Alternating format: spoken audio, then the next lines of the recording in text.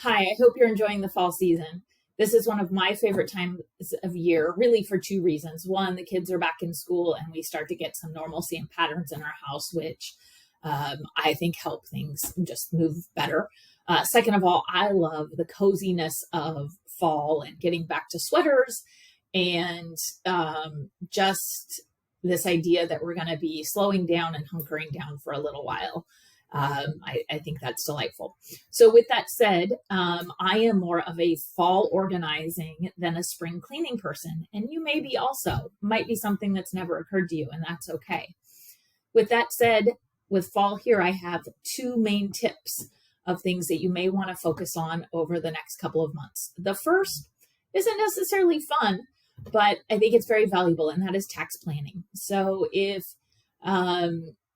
you have IRA contributions to make, or you are contributing to an employer sponsored retirement plan, now's the time to make sure that you've done those things. And of course, we'll be reminding you as the year goes on if you need to be doing that. Also looking at charitable giving. If you're somebody that likes to give to charity, have you given what you want to give this year? How is that going to impact your taxes? Do you have room to give a little bit more, and will that help on your tax return, and how much? Third thing around taxes is if you're somebody that likes to also gift to individuals, now's a great time to be looking at how much you're going to be gifting this year. You can gift as an individual up to $17,000 to another individual without running into issues with the annual gift taxes.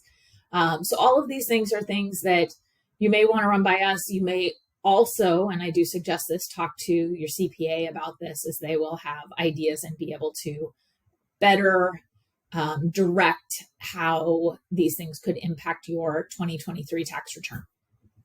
The next thing I have to talk about is really about the holidays and the shopping and gifting that so many of us do at that time.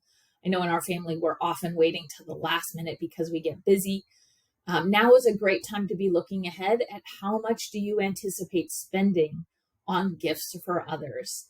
It's also a great time to even start thinking about ideas and maybe pulling those together.